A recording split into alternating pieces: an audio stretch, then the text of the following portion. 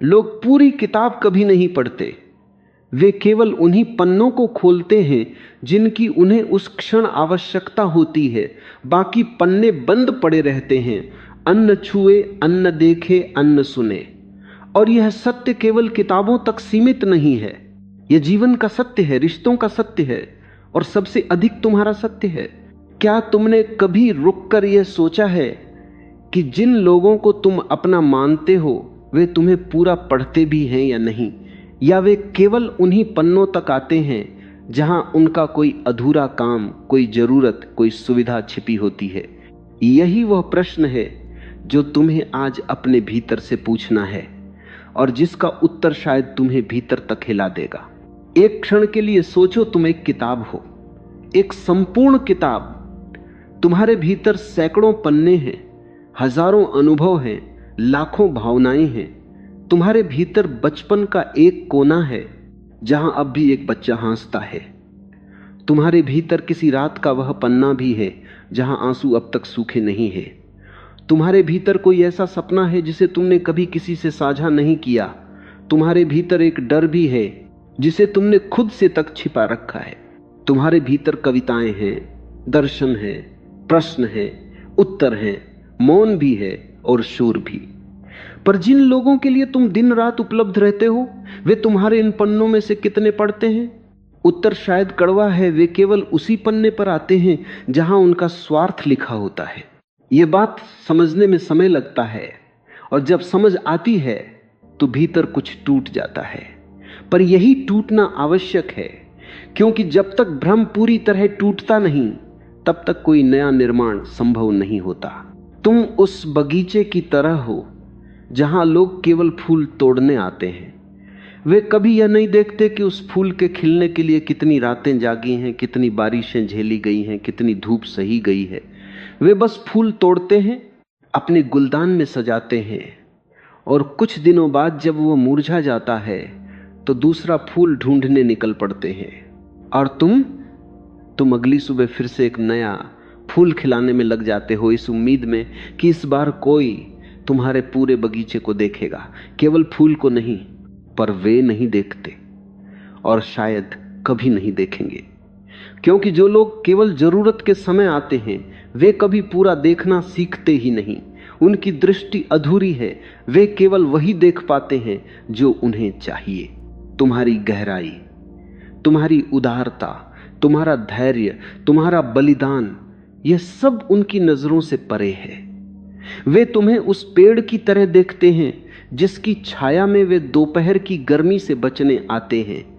छाया मिलते ही या थोड़ी राहत मिलते ही वे उठकर चले जाते हैं। उन्हें पेड़ से कोई प्रेम नहीं होता, न जड़ों से, न पत्तों से, न फलों से। उन्हें केवल उस क्षणिक छाया से मतलब होता है। और तुम वहीं खड़े रह जाते हो, उसी जगह, उसी प्रतीक्षा में, किसी ऐसे के इंतजार में जो शायद कभी आए ही नहीं। यह दृश्य कितना परिचित लगता है ना? कितनी बार ऐसा हुआ है कि तुम किसी के लिए आधी रात को उठे हो और जब तुम्हें उनकी जरूरत थी तब उन्होंने तुम्हारा संदेश पढ़कर भी उत्तर नहीं दिया। कितनी बार ऐसा हुआ है कि तुमने अपने काम छोड़कर उनके काम पूरे किए और जब तुम्हारा काम अटका तब वे व्यस्त हो गए। कितनी बार ऐसा हुआ है कि तुमने उनके आंसू पोंछे और जब तुम्हारी आंखें भीगी तब वे दिखाई नहीं दिए। ये केवल एक घटना नहीं है, ये एक पैटर्न है, और पैटर्न झूठ नहीं बोलते। लोग जो करते हैं वही उनका सत्य होता है। जो वे कहते हैं वह अक्सर केवल उनकी सुविधा होती है। अब ठहरो, एक गहरी सांस लो और खुद से पूछो, क्या तुम वाकई इतनी आसानी से उपलब्ध होने योग्य हो? क्या तुम्हारा समय, तुम्हारी ऊर्जा, तुम्हारा ध्यान, तुम्हारा स्नेह इतना सस्ता है कि हर कोई आकर उसे बिना किसी कीमत के ले जाए? नहीं, तुम ऐसे नहीं हो, पर तुमने खुद को ऐसा बना लिया है, और यही सबसे बड़ी त्रासदी है। कोई तुम्हें कम नहीं आंक रहा, तुमने स्वयं को कम आंकना सिखा दिया है। तुम वह दीपक हो जो हर अंधेरे कमरे में जाकर खुद को जलाता है और फिर शिकायत करता है कि कोई उसकी रोशनी की कद्र नहीं करता। पर दीपक को स्वयं तय करना होता है कि वह किस कमरे को रोशन करेगा। और यही एक बड़ा भ्रम तुम्हारे भीतर बसा हुआ है। तुम सोचते हो कि अगर तुम हर समय उपलब्ध रहोगे तो लोग तुम्हें छोड़कर नहीं जाएंगे। तुम यह भी मानते हो कि तुम्हारी सेवा, तुम्हारी उपस्थिति, तुम्हारी तत्परता ही वह धागा है जो रिश्तों को बांधे रखता है। पर यह धागा नहीं है, ये एक जंजीर है। और जंजीर से बंधा व्यक्ति कभी प्रेमी नहीं होता, वह केवल एक कैदी होता है। जो व्यक्ति तुम्हारे पास केवल इसलिए है क्योंकि तुम हमेशा उपलब्ध हो, वह वास्तव में तुम्हारे पास नहीं है, वह केवल तुम्हारी उपलब्धता के पास है। जिस दिन तुम उपलब्ध नहीं रहोगे, वह किसी और उपलब्ध व्यक्ति के पास चला जाएगा। यह कठोर है, पर यही सत्य है। जो तुम्हारे पास केवल जरूरत के समय आया, वह कभी तुम्हारे योग्य नहीं था, कभी भी नहीं। तुमने उसे अपने योग्य बना लिया, अपनी उदारता से, अपनी अच्छाई से, अपनी अनावश्यक नम्रता से। पर अच्छाई तब तक ही सुंदर है जब तक उसकी सीमाएं हैं। जब अच्छाई अपनी सीमा खो देती है तो वह मूर्खता बन जाती है, और मूर्खता का सम्मान कोई नहीं करता, उसका उपयोग करता है। तुम्हें अच्छा होना है पर हर किसी के लिए नहीं, तुम्हें उदार होना है पर हर किसी पर नहीं, तुम्हें उपलब्ध होना है पर हर किसी के लिए नहीं। यही वह बारीक रेखा है जिसे समझना आज तुम्हारे जीवन का सबसे महत्वपूर्ण पाठ है। एक पुरानी कहावत है, जो चीज सहजता से मिलती है उसकी कीमत नहीं होती। यह केवल कहावत नहीं है, यह मनुष्य के मन का एक गहरा नियम है। मनुष्य का मन हर समय उपलब्ध चीजों को मूल्यवान नहीं मानता। सूरज हर दिन उगता है, पर उसकी तस्वीर तब ली जाती है जब वो डूबने लगता है, क्योंकि डूबता सूरज दुर्लभ लगता है और उगता सूरज साधारण। चांद हर रात दिखाई देता है, पर पूर्णिमा का चांद विशेष लगता है। क्यों? क्योंकि वह हर रात नहीं आता। वर्षा हर दिन नहीं होती, इसलिए पहली बारिश की महक इतनी प्यारी लगती है। यदि बारिश साल के 365 दिन होती तो कोई भीगने नहीं निकलता, सब उससे बचने के उपाय करते। ये नियम तुम पर भी लागू होता है। जब तुम हर समय, हर जगह, हर किसी के लिए उपलब्ध रहते हो तो तुम सूरज की तरह साधारण हो जाते हो। लोग तुम्हें देखते हैं पर वास्तव में देखते नहीं, तुम्हें सुनते हैं पर सच में सुनते नहीं। तुम उनके जीवन का एक ऐसा हिस्सा बन जाते हो जिसकी मौजूदगी का कोई विशेष एहसास नहीं होता, और जिसकी गैर मौजूदगी का भी शायद कोई गहरा दर्द नहीं होता। और यही वह बिंदु है जहां तुम्हें रुककर सोचना है, क्या तुम ऐसे बनना चाहते थे?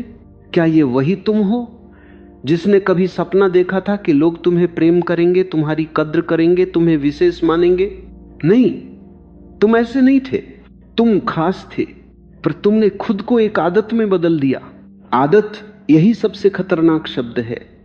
जब कोई व्यक्ति तुम्हारी आदत बन जाता है तो वह तुम्हें प्रेम करना बंद कर देता है।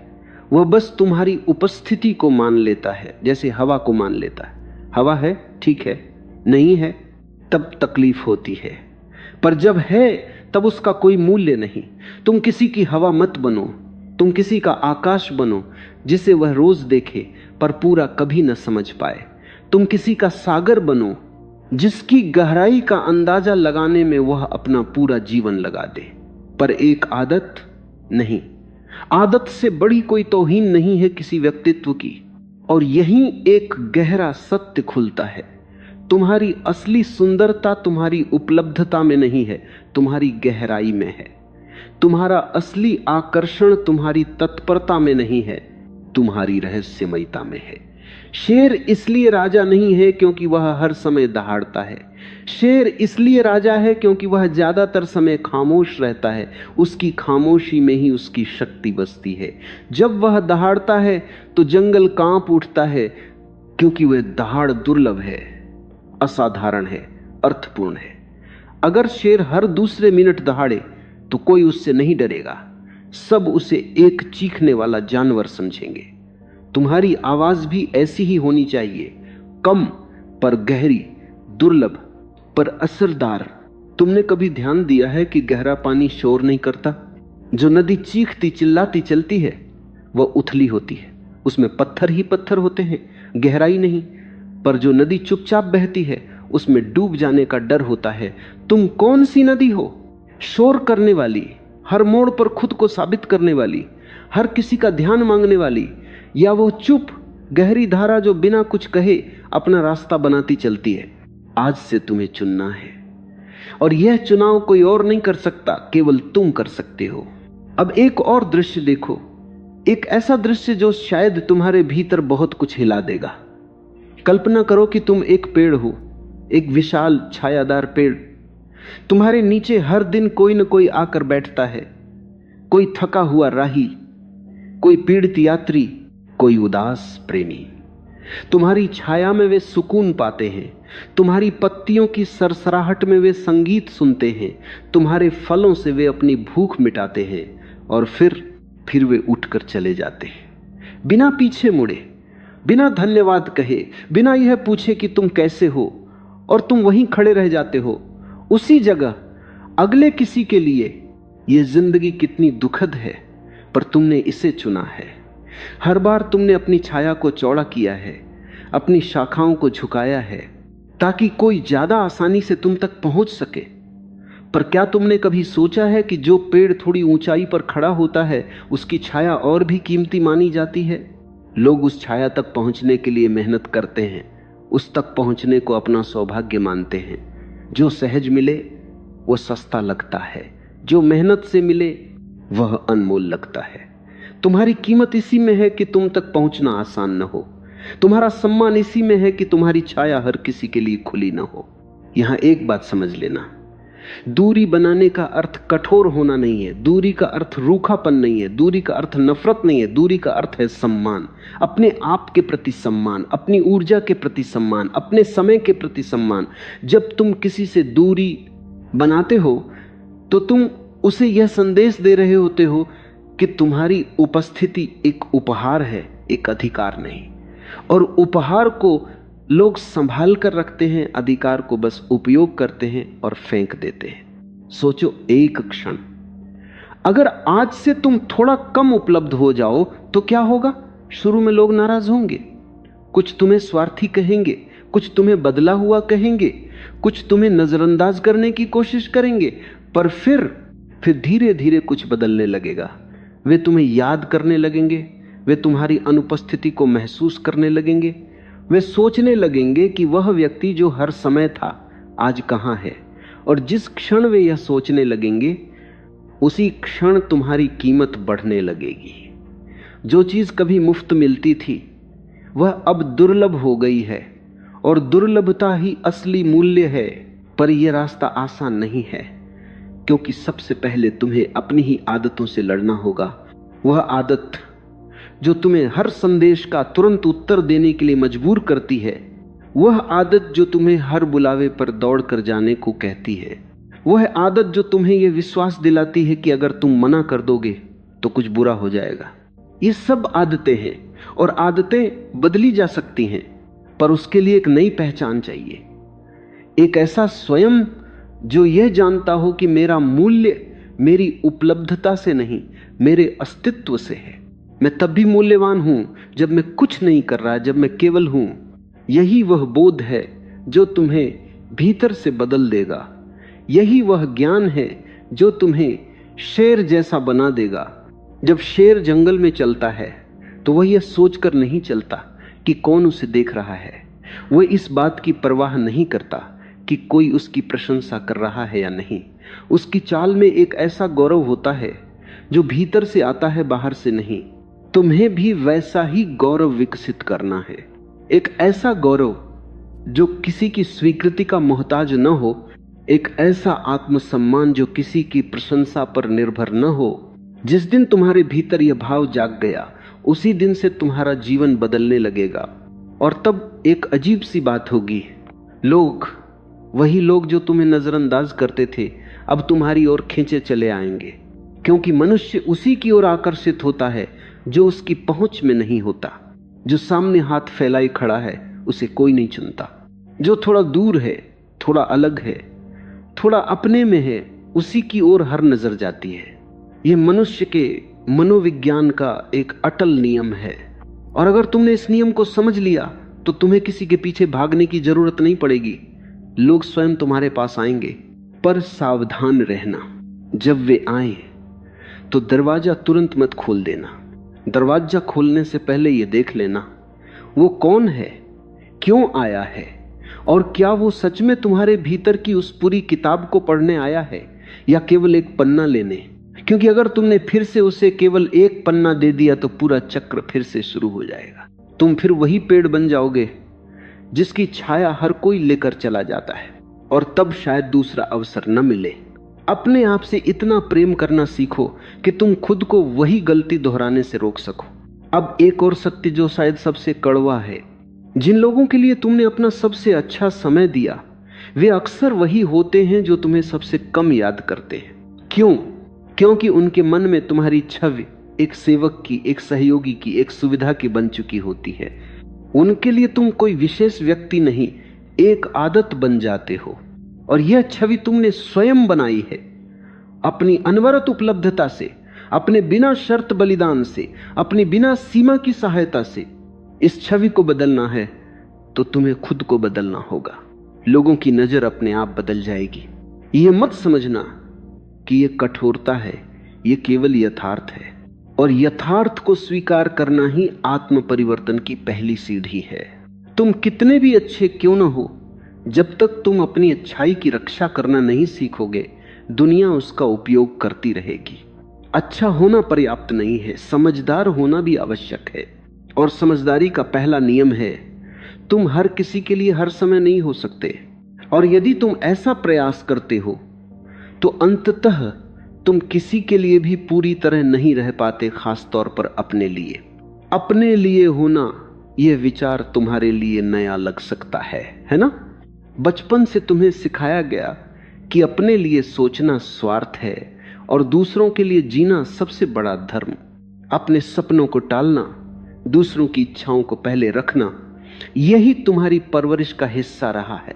पर क्या कभी किसी ने तुम्हें यह बताया कि जो व्यक्ति स्वयं को ही नहीं संभाल सकता वह दूसरों को कैसे संभालेगा? जो दीपक स्वयं तेल से खाली हो वह दूसरों को प्रकाश कैसे देगा? अपने लिए होना स्वार्थ नहीं है, यह तुम्हारा पहला कर्तव्य है। बाकी सभी कर्तव्य इसके बाद आते हैं। एक बात और समझ लो, तुम्हारी जरूरत किसी को है या नहीं, यह उनका मसला है, तुम्हारा नहीं। तुम्हारी जिम्मेदारी केवल इतनी है कि तुम अपने आप को उस स्तर तक ले जाओ जहां तुम अपनी नजर में मूल्यवान हो। दुनिया का मूल्यांकन तुम्हारे अपने मूल्यांकन के बाद आता है, पहले नहीं। जिस दिन तुम स्वयं को मूल्यवान मानने लगोगे उसी दिन दुनिया का नजरिया भी बदलने लगेगा। और जब तक तुम खुद को कम आंकते रहोगे, दुनिया भी तुम्हें कम ही आंकेगी। ये एक आईना है, बाहर वही दिखता है जो भीतर होता है। अब एक गहरा प्रश्न, क्या तुमने कभी सोचा है कि हर समय उपलब्ध रहने की यह आदत तुम्हारे भीतर आई कहां से? क्या यह सच में दूसरों के लिए है या इसके पीछे तुम्हारा अपना कोई डर छिपा है? कहीं ऐसा तो नहीं कि तुम्हें खुद के साथ अकेले रहने से डर लगता है? कहीं ऐसा तो नहीं कि तुम हर समय व्यस्त इसलिए रहते हो ताकि तुम्हें अपने भीतर का सन्नाटा न सुनना पड़े? कहीं ऐसा तो नहीं कि तुम लोगों की मदद इसलिए करते हो क्योंकि उनके धन्यवाद में तुम्हें वह स्वीकृति मिलती है जो तुम खुद को नहीं दे पाते? अगर हां, तो समस्या बाहर नहीं भीतर है, और उसका समाधान भी भीतर ही है। अपने साथ अकेले रहना सीखो। यह सबसे कठिन साधना है पर सबसे फलदायी भी। शुरुआत में जब तुम अपने साथ अकेले बैठोगे तो बेचैनी होगी, तुम्हें लगेगा कि कुछ करना है, कहीं जाना है, किसी से बात करनी है। पर अगर तुम इस बेचैनी को पार कर गए तो एक अद्भुत शांति भीतर उतरने लगेगी। एक ऐसी शांति जो किसी भी संगत से नहीं मिलती, एक ऐसा संतोष जो किसी भी प्रशंसा से नहीं आता। और तब तुम्हें समझ आएगा तुम्हें किसी की जरूरत नहीं है, तुम पूर्ण हो। और जो व्यक्ति स्वयं को पूर्ण मान लेता है वही दूसरों के लिए सबसे अधिक आकर्षक बनता है। यह एक विरोधाभास है। जिसे लोगों की सबसे कम जरूरत होती है, लोग उसी की ओर सबसे अधिक आकर्षित होते हैं। और जो हर जगह किसी की तलाश में भटकता है उसके पास कोई नहीं आता। यह जीवन की एक गहरी विडंबना है, पर यह सत्य है। इसे स्वीकार करो और इसके अनुसार खुद को ढालो। अपनी तलाश बाहर मत करो, अपने भीतर पूर्णता खोजो और फिर देखो कैसे दुनिया खुद तुम्हारी तलाश में आती है। अब एक और दृश्य कल्पना करो कि तुम एक मंदिर हो, एक शांत, गहरा, पवित्र मंदिर। मंदिर कभी भक्तों के पीछे नहीं भागता, वह अपनी जगह स्थिर, शांत और गरिमा में खड़ा रहता है। जिसे आना होता है वह स्वयं चलकर आता है। मंदिर की यही गरिमा उसे पूजनीय बनाती है। अगर मंदिर लोगों के पीछे दौड़ने लगे तो उसकी पवित्रता ही खत्म हो जाएगी। तुम्हें भी वैसा ही बनना है, एक ऐसा मंदिर जिसकी उपस्थिति ही एक आमंत्रण हो। जिसे समझना है वह स्वयं आएगा, जिसे नहीं समझना उसे तुम्हें समझाने की कोई आवश्यकता नहीं। और एक और बात, तुम्हें अपनी सफाई किसी को देने की जरूरत नहीं है। जब तुम सीमाएं बनाओगे, जब तुम ना कहना सीखोगे, जब तुम कम उपलब्ध रहोगे, तो कुछ लोग तुमसे स्पष्टीकरण मांगेंगे। वे कहेंगे तुम बदल गए हो, तुम पहले जैसे नहीं रहे, तुम्हें क्या हो गया है। इन सवालों का विस्तार से उत्तर मत देना, या फिर बहुत संक्षेप में देना, क्योंकि जो तुम्हें समझना चाहता है वो बिना स्पष्टीकरण के भी समझ जाएगा, और जो नहीं समझना चाहता उसे तुम कितनी भी सफाई दे दो वह नहीं समझेगा। बार बार सफाई देना भी एक तरह की कमजोरी है।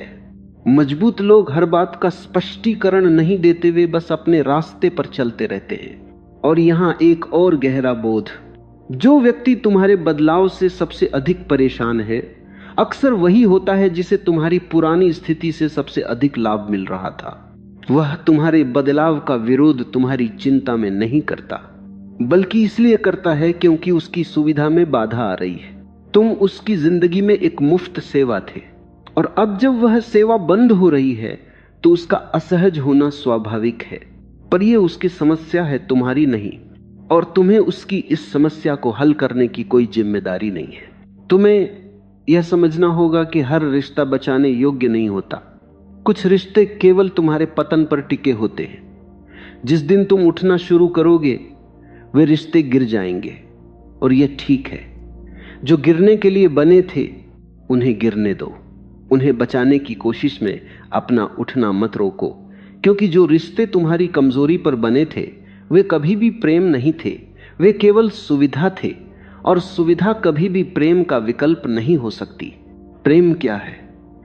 प्रेम वह है जो तुम्हारे संपूर्ण होने पर भी तुम्हें चाहे, जो तुम्हारी शांति को सराहे, तुम्हारी खामोशी को समझे, तुम्हारी दूरी को भी प्रेम करे, जो तुम्हें तब भी याद करे जब तुम कुछ न दे रहे हो, जो तुम्हें तब भी देखे जब तुम न दिखाई दे रहे हो। ऐसा प्रेम दुर्लभ है पर असंभव नहीं, और ऐसा प्रेम तुम्हें तभी मिलेगा जब तुम पहले स्वयं को यह प्रेम देना सीखोगे। जो तुम खुद को नहीं दे सकते वह दुनिया से मांगना बेकार है। अब एक और दृश्य, एक और रूपक। तुमने कभी चांद को देखा है? चांद बहुत ही रोचक है। वह रोज एक ही आकार का नहीं होता। कभी वह पूर्ण होता है, कभी अर्ध, कभी केवल एक रेखा, कभी बिल्कुल अदृश्य, और इसी बदलते स्वरूप के कारण वह इतना आकर्षक है। अगर चांद हर रात पूर्ण होता तो कोई उसकी ओर नहीं देखता। उसकी सुंदरता इसी में है कि वह कभी छुप जाता है, कभी प्रकट होता है।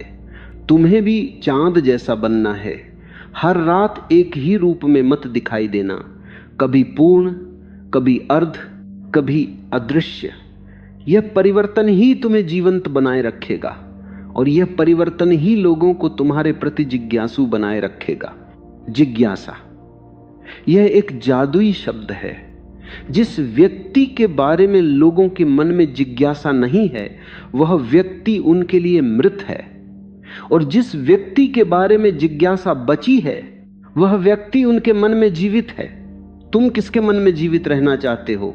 उनके जिन्हें तुमने अपना सब कुछ दे दिया पर जिनके लिए तुम अब एक खुली किताब की तरह उबाऊ हो गए हो, या उनके जिनके मन में तुम अब भी एक रहस्य हो, एक प्रश्न हो, एक अधूरी पंक्ति हो? चुनाव तुम्हारा है। पर याद रखना, रहस्य बनाए रखने के लिए तुम्हें थोड़ा कम खुलना होगा, थोड़ा कम बोलना होगा, थोड़ा कम उपलब्ध होना होगा। कुछ लोग कहेंगे कि यह सब तो छलावा है, यह तो नाटक है। रिश्तों में ऐसा क्यों हो? हर रिश्ते में पूरी पारदर्शिता होनी चाहिए। पर समझो एक बात, पारदर्शिता और अति सुलभता में अंतर है। तुम पारदर्शी हो सकते हो पर फिर भी गहरे हो सकते हो। सागर का पानी भी पारदर्शी है पर उसकी गहराई अथाह है। पारदर्शिता का अर्थ यह नहीं कि तुम अपने भीतर का हर कोना हर किसी को दिखा दो। पारदर्शिता का अर्थ है सत्य, न कि प्रदर्शन। तुम सत्य बने रहो, पर हर सत्य हर कान के लिए नहीं होता, हर भावना हर व्यक्ति के सामने प्रकट करने योग्य नहीं होती। यह समझदारी है, छलावा नहीं। अब एक और मोड़, तुम्हें यह बात भी समझनी है कि खुद को खास बनाने की यह यात्रा किसी दूसरे के लिए नहीं है, यह यात्रा तुम्हारे लिए है। अगर तुम यह सोचकर बदलोगे कि कोई तुम्हें ज्यादा चाहे, तो यह बदलाव खोखला होगा। यह बदलाव तब तक ठोस नहीं होगा जब तक तुम यह नहीं समझोगे कि तुम्हें अपने लिए खास बनना है, क्योंकि तुम इसी योग्य हो। दूसरों का ध्यान एक बोनस है, लक्ष्य नहीं। लक्ष्य है अपने आप से एक ऐसा रिश्ता बनाना कि तुम स्वयं की नजर में विशेष हो, बाकी सब इसके बाद स्वतः हो जाएगा।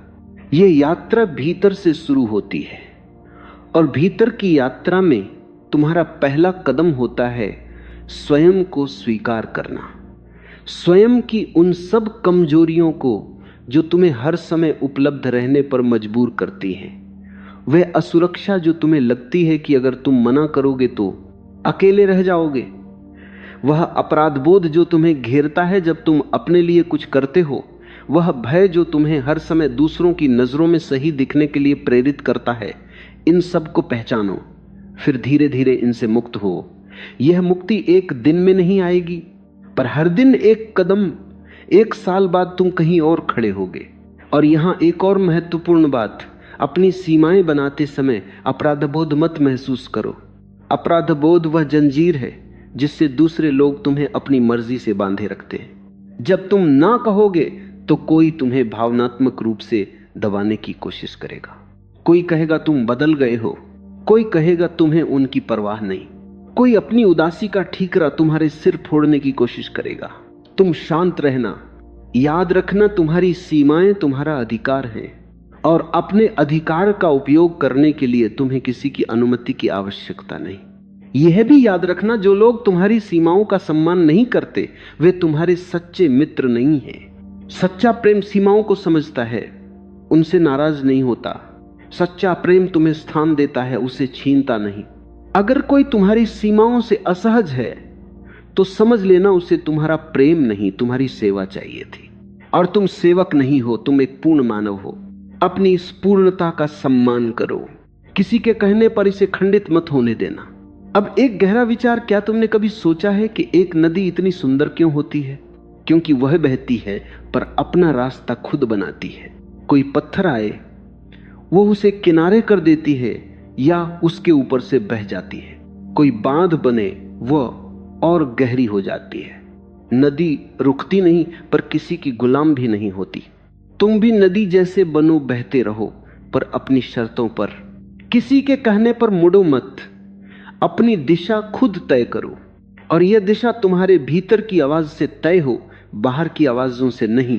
भीतर की आवाज ये बहुत धीमी होती है, इतनी धीमी कि बाहर का शोर उसे दबा देता है। पर अगर तुम रुकते हो, अगर तुम खामोश होते हो, अगर तुम खुद को समय देते हो तो ये आवाज सुनाई देने लगती है। और जब ये सुनाई देती है तो तुम्हें अपने कई प्रश्नों के उत्तर मिलने लगते हैं। ये तुम्हें बताएगी किसे समय देना है, किसे नहीं। ये तुम्हें दिखाएगी कौन तुम्हारे जीवन में रहने योग्य है, कौन नहीं। पर यह तभी संभव है जब तुम बाहर की आवाजों का शोर कम करोगे। लोग कहेंगे यह स्वार्थ है, कहने दो। लोग कहेंगे तुम बदल गए हो, कहने दो। लोग कहेंगे तुम पहले जैसे नहीं रहे। और सच तो यह है, वे खुद स्वीकार कर रहे हैं कि पहले वाला तुम उनके लिए अधिक उपयोगी था। अब जब तुम स्वयं के लिए उपयोगी हो रहे हो तो उनका असहज होना स्वाभाविक है। पर यह असहजता उनकी है, तुम्हारी नहीं। तुम्हें हर किसी की असहजता दूर करने की जिम्मेदारी नहीं उठानी है। तुम्हारी पहली जिम्मेदारी तुम स्वयं हो। और यहां एक बहुत गहरी बात, जब तुम स्वयं को चुनते हो तो तुम दूसरों के लिए भी बेहतर बनते हो, क्योंकि एक भरा हुआ पात्र ही दूसरों को दे सकता है। एक खाली पात्र केवल हवा देता है। जब तुम अपने लिए समय निकालते हो, अपनी ऊर्जा बचाते हो, खुद को प्रेम देते हो, तब तुम दूसरों को भी वही सच्चा गहरा प्रेम दे पाते हो जिसके वे वास्तव में योग्य हैं। अभी तुम जो दे रहे हो वो बचा खुचा है, एक थके हुए, खाली, टूटे हुए व्यक्ति का दिया हुआ। सच्चा प्रेम केवल एक पूर्ण व्यक्ति ही दे सकता है। इसलिए पहले स्वयं को पूर्ण बनाओ। और पूर्णता का अर्थ क्या है? पूर्णता का अर्थ यह नहीं कि तुम अपनी हर कमजोरी पर विजय पालो। पूर्णता का अर्थ है तुम अपनी कमजोरियों के साथ भी शांत रह सको। तुम जो हो, जैसे हो, उसे स्वीकार कर सको, उसी में एक गहरा संतोष पा सको। यही संतोष पूर्णता है। और यह संतोष तब आता है जब तुम्हें किसी बाहरी स्वीकृति की आवश्यकता नहीं रहती, जब तुम्हारी अपनी स्वीकृति ही तुम्हारे लिए पर्याप्त हो जाती है। यही वह अवस्था है जहां से सच्चा जीवन शुरू होता है। सोचो, एक दिन की बात, तुम सुबह उठते हो, कोई तुम्हें संदेश भेजता है, तुम तुरंत उत्तर नहीं देते। कोई तुम्हें बुलाता है, तुम सोचकर उत्तर देते हो। कोई तुमसे मदद मांगता है, तुम अपनी सीमाओं के भीतर रहकर सहायता करते हो। तुम अपना दिन अपने कार्यों में बिताते हो, अपने सपनों पर काम करते हो, अपने आप को देखते हो, सुनते हो, समझते हो। और शाम को जब तुम सोने जाते हो तो तुम्हारे भीतर एक गहरा संतोष होता है, क्योंकि यह दिन किसी और का नहीं था, यह दिन तुम्हारा था। तुमने जिया, सिर्फ प्रतिक्रिया नहीं दी। यही जीवन है। पर अधिकतर लोग जीते नहीं, वे केवल प्रतिक्रिया करते हैं। सुबह से शाम तक वे दूसरों की अपेक्षाओं के बीच दौड़ते रहते हैं। एक संदेश आया, उत्तर दिया।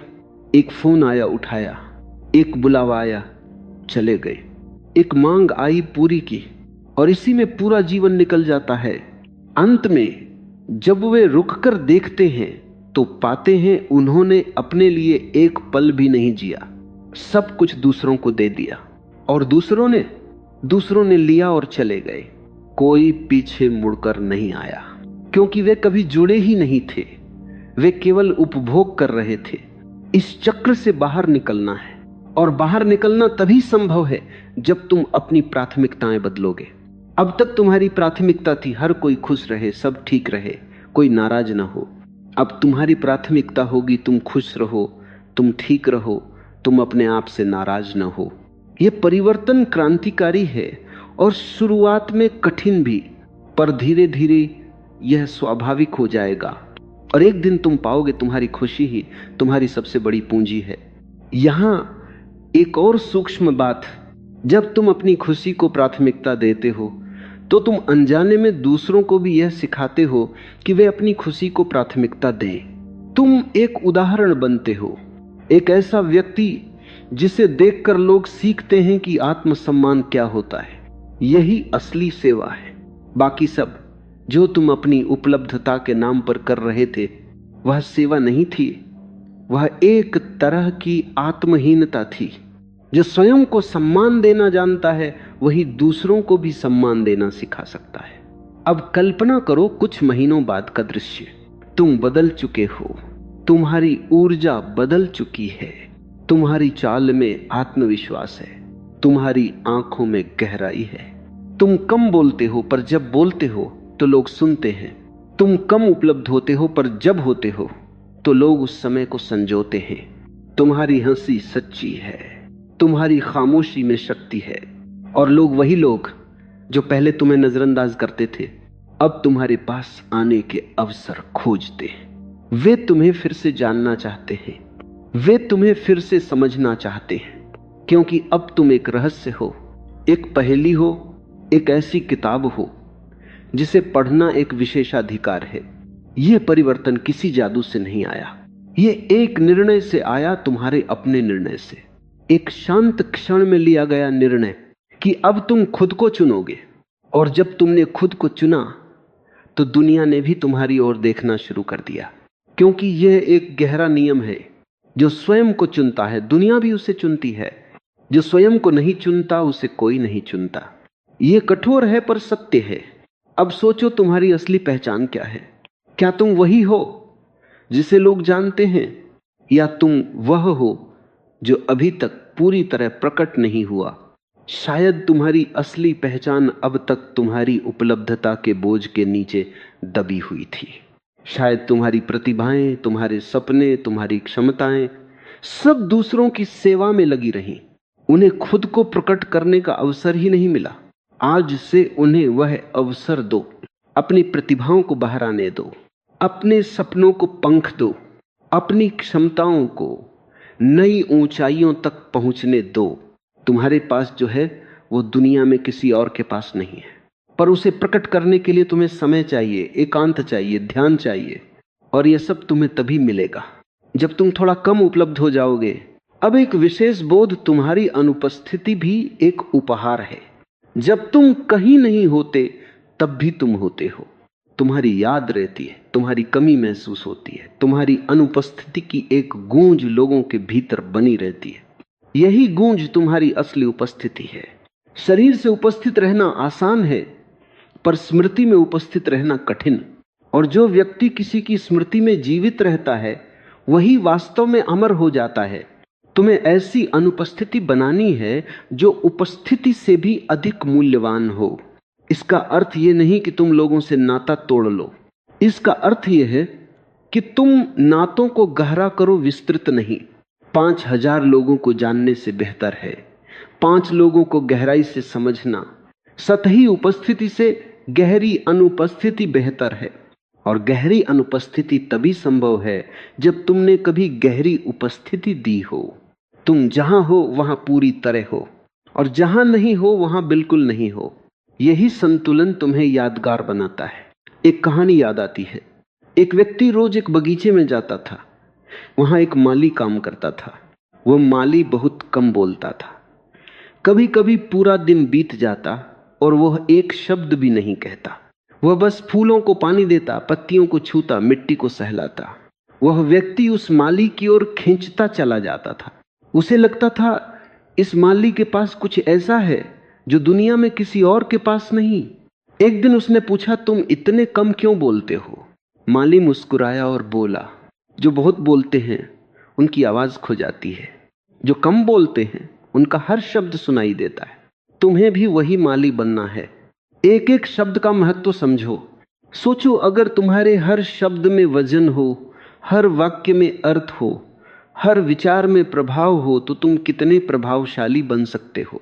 अभी तुम बहुत कुछ कहते हो पर बहुत कम याद रहता है। लोग सुनते हैं पर भूल जाते हैं, क्योंकि सुनना आसान है, याद रखना कठिन। और याद वही रहता है जो दुर्लभ हो, गहरा हो, अर्थपूर्ण हो। अपनी वाणी को ऐसा बनाओ कि जब तुम बोलो लोग ठहर जाएं। और यह तभी संभव है जब तुम कम बोलो, बहुत कम। अब एक और रूपक, क्या तुम कभी किसी संग्रहालय गए हो? वहां हजारों कलाकृतियां होती हैं, पर कुछ ही ऐसी होती हैं जिनके सामने लोग ठहरते हैं। क्यों? क्योंकि वे विशेष होती हैं। वे हर जगह नहीं मिलती। उनका एक इतिहास होता है, एक आभा होती है, एक कहानी होती है। तुम भी वैसी ही एक कलाकृति बनो, जिसे देखकर लोग रुके, जिसके बारे में लोग सोचें, जिसकी कहानी जानने की इच्छा लोगों के भीतर जगे। और ऐसा तब होगा जब तुम अपनी दुर्लभता को स्वीकार करोगे, ना कि उसे बिखेर दोगे। तुम दुर्लभ हो, तुम्हारे जैसा कोई और नहीं। तुम्हारा अनुभव, तुम्हारी दृष्टि, तुम्हारा स्पर्श, तुम्हारा मौन सब अनूठा है। पर अगर तुम इसे बिना सोच समझे हर जगह बांट दोगे तो यह सामान्य हो जाएगा। दुनिया की सबसे बड़ी गलतियों में से एक है अपनी विशेषता को सामान्य बना देना, और दुर्भाग्य से अधिकांश लोग यही करते हैं। तुम इस गलती से स्वयं को बचाओ। अपनी विशेषता को संजो कर रखो। हर किसी को हर समय मत दो। जो समझे उसे दो, जो संभाल सके उसे दो। यह समझ धीरे धीरे आएगी। शुरुआत में तुम्हें दर्द होगा उन लोगों से दूर होते हुए जिन्हें तुम अपना मानते थे। फिर खालीपन आएगा जब वह व्यस्तता खत्म होगी जिसमें तुम खुद को छिपाए हुए थे। फिर डर आएगा कि कहीं तुम गलत तो नहीं हो, कहीं तुम अकेले तो नहीं पड़ जाओगे। पर अगर तुम इन सब भावनाओं से गुजर गए तो एक ऐसी शांति तुम्हारे भीतर उतरेगी जिसे तुमने पहले कभी महसूस नहीं किया होगा। यही शांति तुम्हारी सबसे बड़ी पूंजी है। इसे संजोकर रखना, किसी के लिए से खोना मत। और अंत में एक सबसे महत्वपूर्ण बात, जब तुम स्वयं से प्रेम करना सीख लेते हो तब तुम्हारे जीवन में जो लोग आते हैं वे सच्चे लोग होते हैं। वे तुम्हारी उपलब्धता के कारण नहीं आते, वे तुम्हारी उपस्थिति के कारण आते हैं। वे तुम्हारी सेवा के लिए नहीं आते, वे तुम्हारी संगत के लिए आते हैं। वे तुम्हारे पन्नों को चुनिंदा रूप से नहीं पढ़ते, वे पूरी किताब पढ़ते हैं और फिर से पढ़ना चाहते हैं। ऐसे लोगों की संख्या कम होगी, पर उनकी गुणवत्ता असीम होगी। और ऐसे ही चुनिंदा रिश्ते जीवन का असली खजाना होते हैं। तुम अपनी किताब के हर पन्ने के अधिकारी हो। हर पन्ने का सम्मान करो, हर पन्ने को सुरक्षित रखो, हर पन्ने को हर हाथ में मत सौंपो। जो तुम्हारी पूरी किताब पढ़ने के योग्य है उसे ही पढ़ने का अधिकार दो। बाकी सब के लिए तुम बंद रह सकते हो। ये बंद होना स्वार्थ नहीं, ये स्वाभिमान है।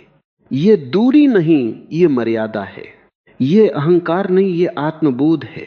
और इस आत्मबोध के साथ जब तुम जीते हो तो तुम्हारी अनुपस्थिति भी एक ऐसा अधूरापन छोड़ जाती है जिसे कोई भर नहीं पाता।